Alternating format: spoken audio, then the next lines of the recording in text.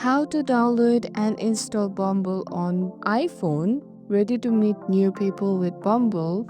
Let's get it on your iPhone in just a few steps. Unlock your phone and head to the App Store. Tap on search icon at the bottom right and type Bumble, then hit search. Look for the bright yellow honeycomb logo. Tap the Get button, and if prompted, confirm with Face ID, Touch ID, or your Apple ID password.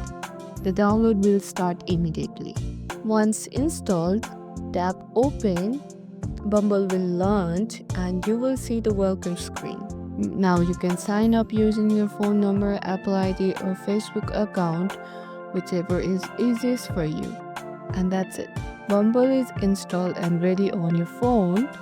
Time to create your profile, start swiping, and connect to new people. Thanks for watching. If this tutorial helped, hit like, subscribe for more quick guides, and catch you in the next one.